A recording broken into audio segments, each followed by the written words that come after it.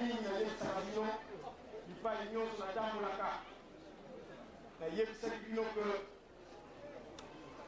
sango ya catholique, un prêtre catholique m'avait dit l'autre fois, dans la conférence de culture africaine, nous avons un journaliste, un professeur d'université, nous avons un éloge pour la culture.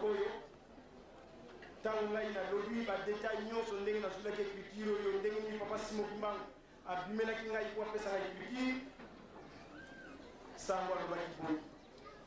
Qui va encore douter de l'église kimbaliste? Lorsqu'une église capte déjà des révélations et arrive à matérialiser ça pour apprendre ça à son peuple, c'est la preuve que c'est la vraie église que Dieu a choisi pour conduire ses peuples. C'est un prêtre catholique qui m'a dit.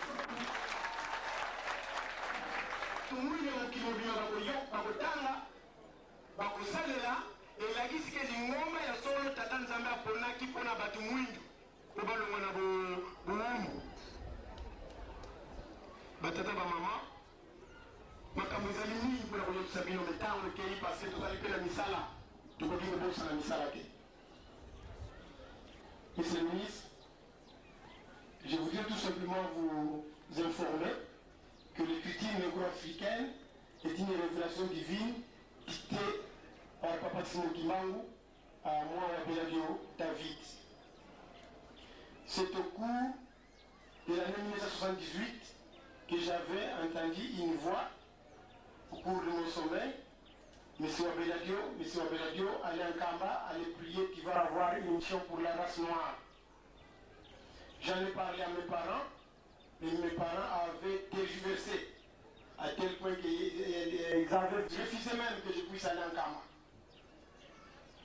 Et j'avais insisté, les jours suivants, on devait quitter Kinshasa pour Mbanzangungu, pour Kamba via Mbanzangungu. Arrivé au parking, j'étais accompagné de ma mère et la femme de mon oncle. Arrivé au parking, voilà, nous avons pris place à bord d'une camionnette. Pendant qu'on attendait que les gens viennent remplir le véhicule, moi j'étais assis au troisième banc, ma mère et la femme de mon oncle étaient assises au quatrième banc. À notre grande surprise, Papa Simon Kimbangu est apparu dans le véhicule à ma gauche, assis à ma gauche. La femme de mon oncle sursauta et cria et nous tous nous avons abandonné le véhicule. Ainsi, nous n'avons plus voyagé ces jours-là parce que le chauffeur ne voulait plus nous reprendre dans son véhicule. Nous étions obligés de rentrer à la maison. Arrivé à la maison, j'ai insisté qu'on voyage le jour suivant par train. Ce qui fut fait, les jours suivants, nous avons pris le train pour Mbanzangungu. Arrivé à Mbanzangungu, nous avions un oncle qui était aussi là, qui s'est opposé, qui a dit, vous ne passez pas en Kamba, nous devons d'abord te faire examiner. On va voir les voyants, quel pouvoir t'appelle et qui t'appelle au fils. La nuit, quand on a dormi, moi j'ai dit, comme je suis arrivé à Mbanzangungu c'est à 70 km d'un Kamba. Je préfère aller à pied. J'ai fait signe à mes deux cousins, les enfants de mon oncle. Je leur ai dit, vous m'accompagnez en Kamba. Nous allons clandestinement parce que nous ne pouvons pas leur dire que nous partons en Kamba, sinon ils vont nous refuser le voyage. C'est ainsi que nous avons fui à 4 h du matin. Nous avons pris la route qu'empruntait Papa Simon Kimbangu lorsqu'il venait à Mbanzangungu à pied. Tout au long de notre voyage, j'ai commencé à entendre les chansons qui m'animent dans le ciel. Mais ce qui m'avait surpris, le cousin qui était avec moi, Alléluia, Alléluia, Walongo, que nous la donc il ne faut jamais regretter le sacré. La deuxième chanson, Alléluia, Nkemanzambi, Sousema. Donc le bonheur de Dieu va bientôt apparaître. Après, on a marché, on arrive quelque part, la chanson s'est arrêtée, la deuxième chanson, et puis il faisait nuit, et le temps après, j'ai vu mon cousin Paro a remarqué une grande constellation d'étoiles dans le ciel. C'est-à-dire toutes les étoiles se sont regroupées en un seul endroit, et c'était juste à l'endroit où nous étions. Nous avons regardé au ciel, nous avons trouvé ça drôle. Comme c'était au-dessus de nos têtes, nous avons compris que Dieu avait exaucé notre prière, il fallait continuer la route. Nous avions continué la route, arrivé dans un autre village. J'étais resté collé au sol.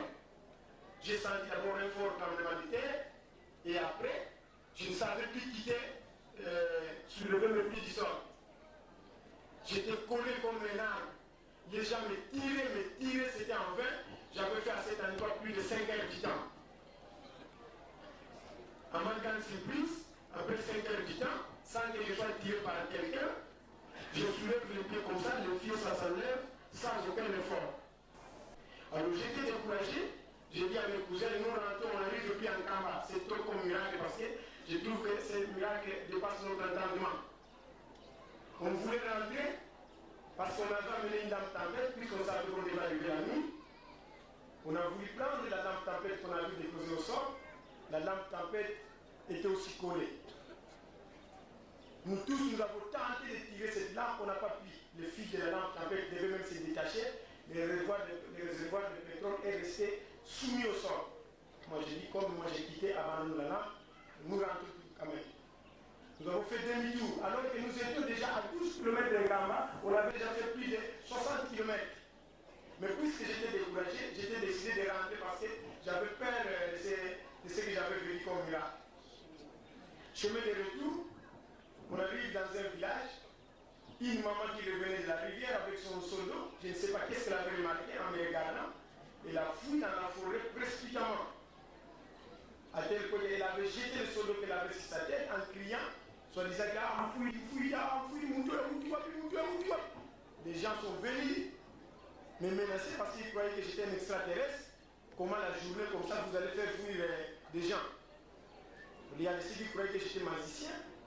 Moi j'ai dit non, moi je ne suis pas magicien, je suis appelé en karma, mais je suis en train de vivre des miracles au long de notre voyage. Alors, les gens m'ont conseillé d'arriver quand même en karma. Cette maman, nous l'avons laissée dans la forêt. Elle ne voulait pas sortir de la forêt. Nous avons fait repousser le chemin jusqu'à un Kama.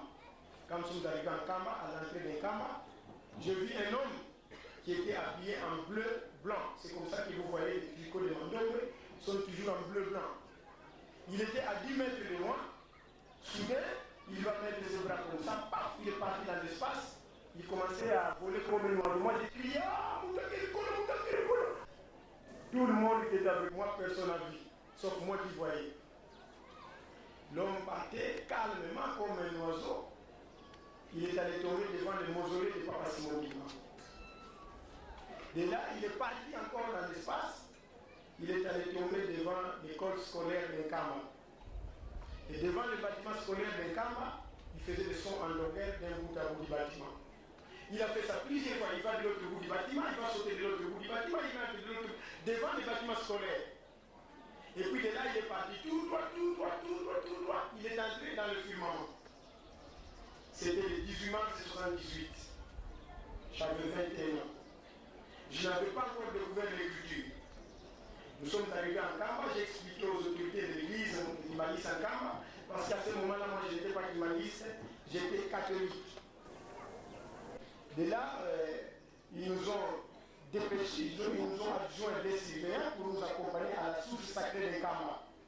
Nous sommes allés là-bas, nous sommes venus, j'ai dit, puisque dans l'appel, vous m'avez dit de venir en Kamba et me baigner, prier, me baigner, je vais avoir une mission pour la race noire, j'ai rempli votre mission, que votre volonté soit faite.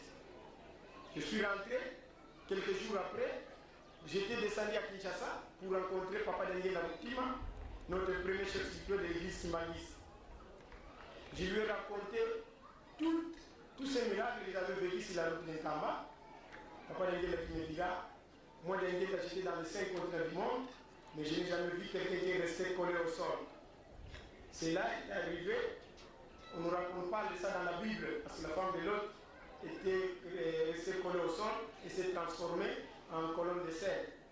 Si cela est arrivé chez toi, cela prouve que vous avez une grande mission, parce que ça sont des grands signes. Quant au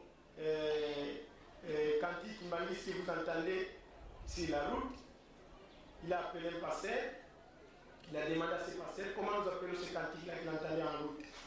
On appelle ça Kunga Mensi Lulu. Ce sont les chansons, les promesses de notre église. Donc c'est que vous avez une mission pour notre église. Parce que nous attendons beaucoup de choses que Papa Simon Kimam nous avait prédit.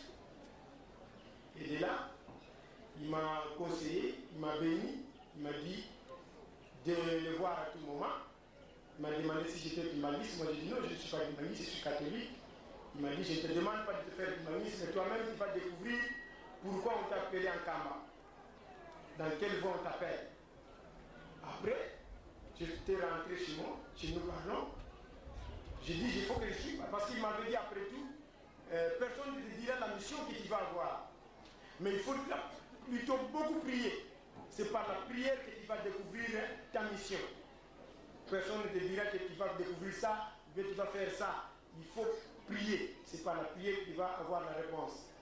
Et quand je suis rentré, je me suis enfermé en chambre à la maison. J'avais fait 8 mois de prière. C'est-à-dire, je ne savais pas que ça devait aller jusqu'à 8 mois. Parce que moi, je disais, je ne peux pas sortir de ma chambre tant que je ne découvrirai pas pourquoi j'étais resté collé au sol. Alors pendant que je priais nuit et jour, ça avait même créé encore des problèmes au niveau de ma famille, à tel point que la famille ne voulait plus de moi. Ils m'ont privé à manger, ils m'ont privé tout ce dont on peut donner à un enfant. Mais j'avais supporté jusqu'à 8 mois de prière, un certain jour.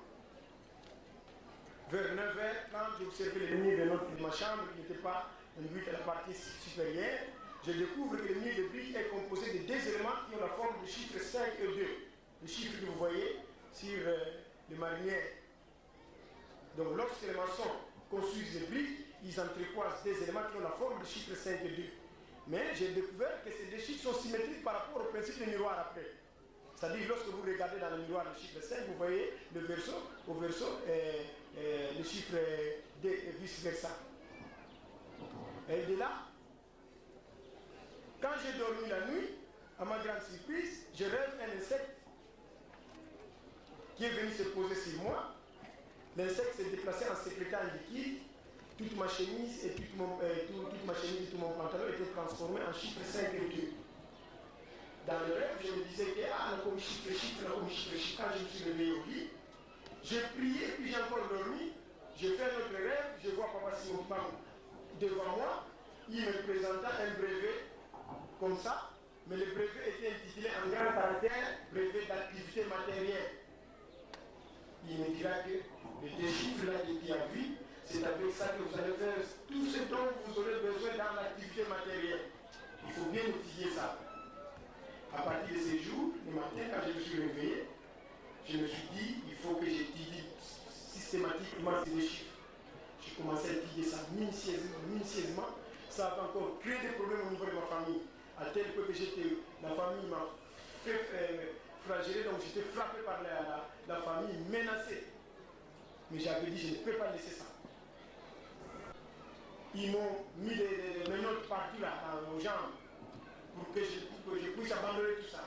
Mais j'avais dit, je ne laisse pas. C'est ainsi qu'on m'a amené après tout au CNPP, au centre de neuropsychopathologie, pour voir si je n'étais pas une fou. On m'a amené là-bas, on n'avait rien trouvé. Parce qu'ils ne comprenaient rien sur ce que je faisais. Parce qu'à ce moment-là, c'était en quelque sorte à l'état simple. Et maintenant, quand j'ai commencé à découvrir beaucoup de choses, c'est-à-dire j'ai découvert à partir de ces 2 chiffres, la mathématique, la géométrie à la manière africaine, l'architecture à la manière africaine, l'art plastique à la manière africaine, la mécanique à la manière africaine, la physique à la manière africaine, j'étais obligé maintenant d'aller voir le professeur à l'université. Quand je suis allé à l'université, tous les professeurs se sont intéressés. J'ai donné une grande conférence à l'université de Kinshasa où tous les professeurs ont accepté cette écriture.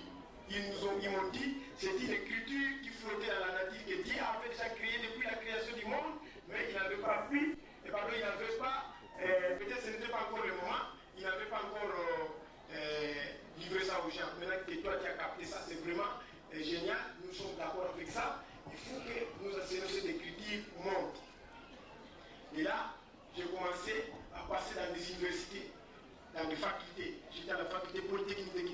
tous les départements de la faculté polytechnique. Tous les professeurs étaient d'accord. Je suis allé à la faculté des lettres. J'ai donné la conférence. Tous les professeurs étaient d'accord. Je suis allé à la faculté de pharmacie. Tous les professeurs étaient d'accord. Je suis allé à la faculté de droit. Tous les professeurs étaient d'accord. Et puis après, je suis allé à la faculté de sciences. Là, tous les professeurs étaient d'accord encore. Ils m'ont encouragé. Ils ont même écrit au ministre de la recherche scientifique pour qu'on me prenne à l'université de Kinshasa afin que je sois formé en tant que chercheur à l'Ovanium. Et après, je suis allé à l'ISTA, à l'Académie des Beaux-Arts. J'ai traversé ici à Brazzaville où j'étais reçu par quelques professeurs de l'université Marien Wabi. J'ai donné une conférence dans une parcelle là-bas au Congo. Ils étaient tous émerveillés. Ils ont même appelé ça ici à Brazzaville que c'est une écriture céleste. C'est à Brazzaville qu'on m'avait dit que ça c'est une écriture céleste par un professeur mathématicien à l'université Marien Wabi. Monsieur le ministre, dans ce monde du XXe siècle, où vous assistez jour après jour à de multiples scènes, carnage de toutes les couleurs, meurtre, fabrication des armes sophistiquées, bien, les terriens semblent oublier la notion de l'invention noble, c'est-à-dire celle qui a pour souci majeur de sauvegarder la vie humaine, d'assurer le progrès et le développement des conditions humaines. En d'autres termes, je voulais dire que le monde actuel se voit dominé par des désordres de toutes sortes, des guerres de tout genre qui incitent sans tergiversation aucune les chercheurs à se pencher plus sur la technique négative que sur la technique positive. En présentant aujourd'hui cette écriture, mon ambition, personnellement, est de montrer à la génération actuelle qu'en dépit de ce qu'elle vit, il existe quand même une certaine catégorie de jeunes qui luttent pour le bien-être de l'humanité entière. C'est un double travail de longue haleine qui a conduit à la découverte de ce deuxième que vous voyez sur les murs de briques, qui nous a donné de nouveaux types d'angles que nous utilisons dans notre culture. Mais j'ai surtout dit à mes amis du savoir, partout où je passe, que l'écriture négro-africaine, parce que vous verrez peut-être, ils se verront peut-être indisposés par l'invention de cette nouvelle écriture, parce que les autres trouvent ça que c'est un pléthore. Mais j'estime quant à moi que la finalité de ce travail ici, cette écriture, ne manquera pas à coup sûr de marquer en lettres d'or le nom de la race noire dans les concerts des races techniquement et culturellement développées. L'écriture négro-africaine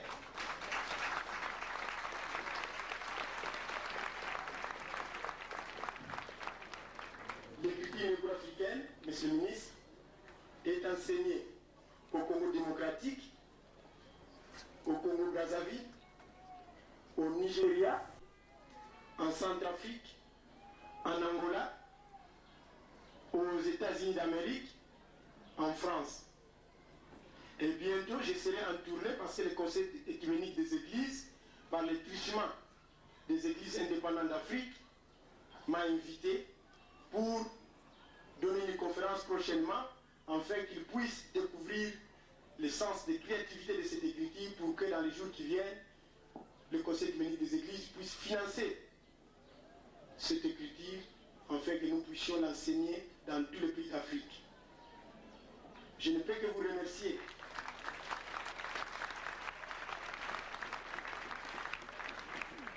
Je ne peux que vous remercier, Monsieur le ministre, pour votre dévouement, malgré vos occupations, Monsieur le ministre. Mais vous avez pu quand même répondre à notre invitation. Nous ne manquerons pas de vous mettre dans nos prières.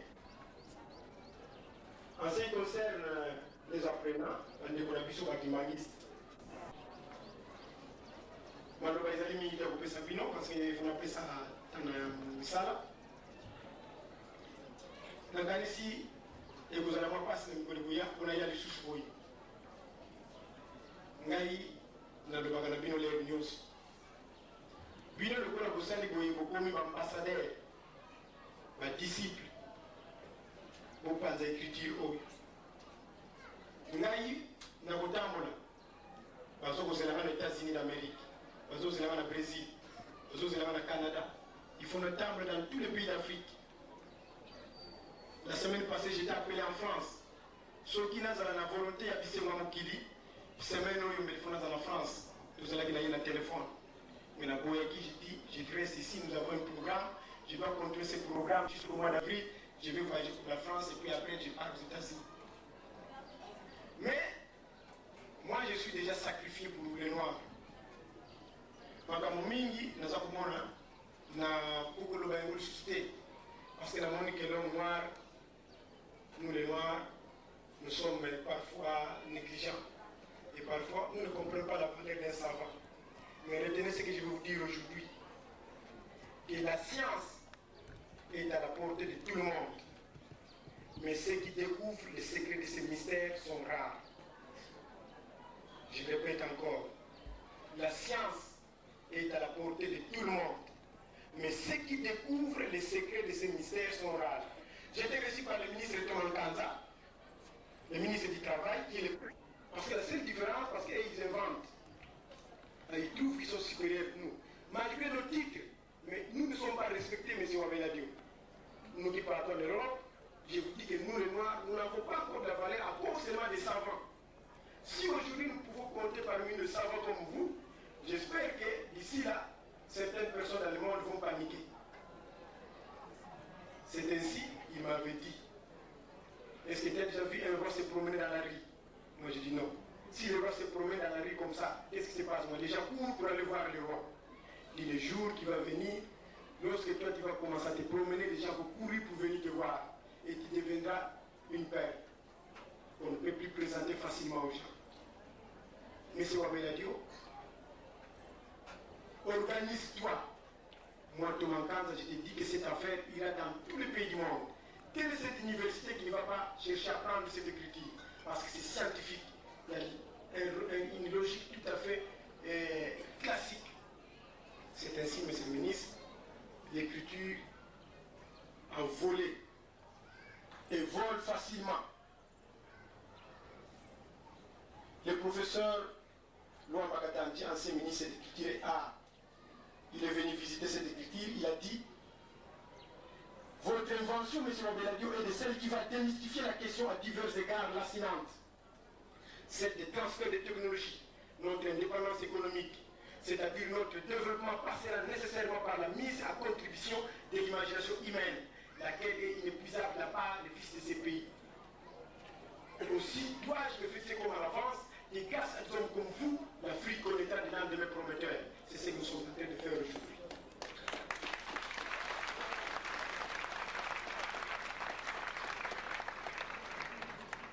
Pour ne pas vous retenir, mes chers frères, amis du savoir, nous avons déjà sacrifié. Moi, je me suis sacrifié. Pour que nous ayons écriture, qui passe. Même dans notre sata, même dans notre sata, famille, l'avenir finira toujours par triompher, car la cause est juste.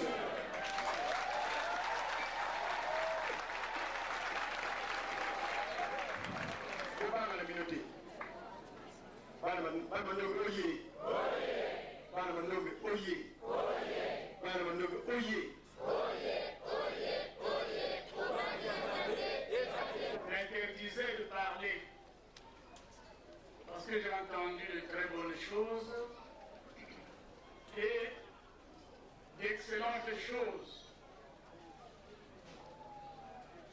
Mais je découvre, et en tant que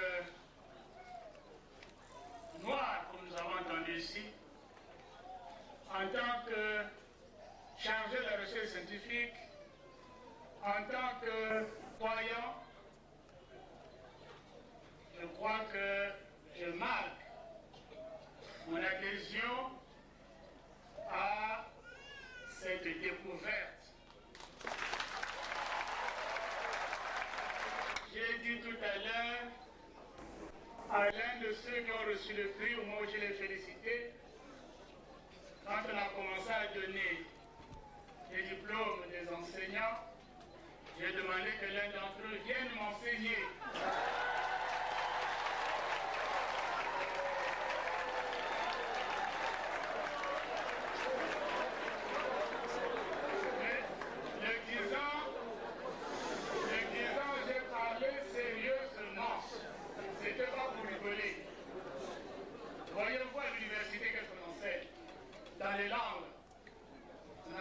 l'anglais et en alphabet, on enseigne le chinois, on enseigne l'arabe et diverses écritures du monde.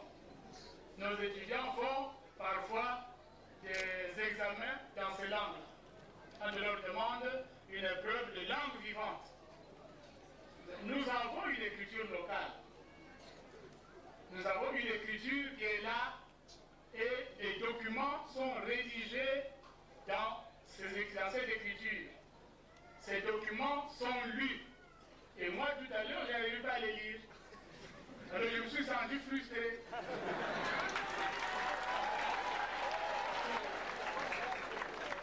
J'avais déjà dit à notre ami inventeur, quand j'étais assis là-bas, qu'il faut m'envoyer le document et il faut venir m'enseigner.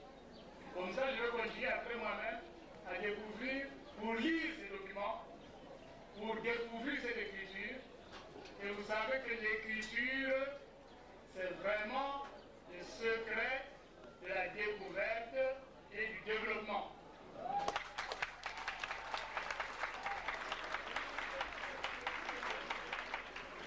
Je ne peux donc que prononcer un mot d'encouragement pour que cette initiative prenne corps réellement. Non pas seulement qu'il y ait beaucoup de gens qui apprennent cette écriture, mais il faut aussi qu'il y ait beaucoup de gens qui l'enseignent et beaucoup de gens qui écrivent dans cette écriture. Parce que vous savez que depuis au moins 5 siècles, nous avons acquis l'écriture latine. On a écrit beaucoup de livres religieux dans ces écritures. Mais combien de gens aujourd'hui savent écrire même le Kikongo? Pas beaucoup de gens. Parce que l'écriture n'est pas répandue. Et parce que, après les indépendances, on est tombé dans la veste des autres. Et c'est pas bien. Donc moi j'encourage cette initiative. Je voudrais découvrir cette écriture et j'ai parlé vrai. Si l'inventeur n'a pas le temps de venir, qu'il m'envoie quelqu'un qui la considère comme le meilleur parmi les candidats à l'enseignement. C'est comme ça je découvrirai. Mais c'est une richesse à nous. C'est une richesse à nous. Ce n'est donc pas une richesse à négliger. C'est une richesse à nous. C'est une richesse qui n'est pas à négliger. Les dangers, c'est que beaucoup de gens vont commencer à vous soupçonner en vous disant qu'est-ce que vous voulez faire. Il y a tellement de choses qui sont faites dans le monde. Il y a plein de gens sur la Lune. Et vous, pendant ça, vous voulez apprendre à écrire, vous faites quoi? C'est ce qu'on vous dira. Mais il n'est pas question de se décourager. Il n'est pas question de se décourager.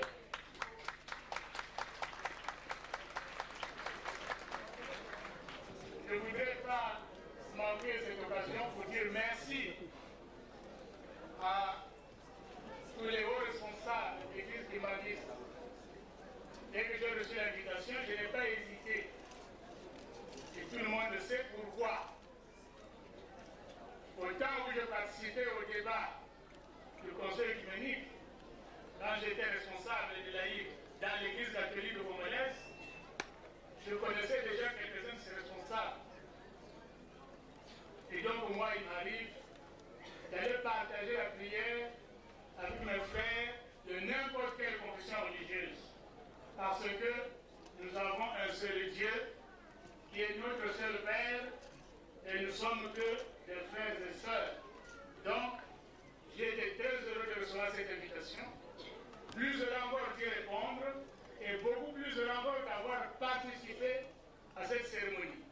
Je dis donc merci à tous les responsables de l'Église climatiste et qu'ils sachent que dans les tâches qui sont les nôtres, dans la mission qui est la nôtre, qui est un apostolat, être profondément dans la politique et continuer à prier dans les milieux religieux sans peur, sans crainte. C'est une mission très difficile. Mais je demande à tous les responsables de nos confessions religieuses, imanguistes, évangélistes,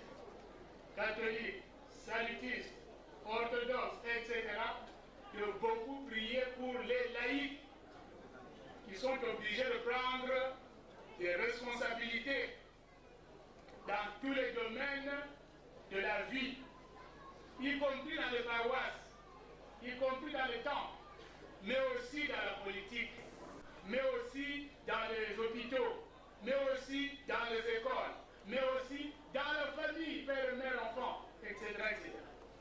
Mes chers, moi je m'adresse à eux sans honte, toujours, que ce soit les évêques ou les représentants qui sont là, ou les salésistes, ils me connaissent, je sais que quand je suis parmi eux, tout ce que je leur demande c'est de le porter dans leur poche, pour qu'ils ne m'oublient pas.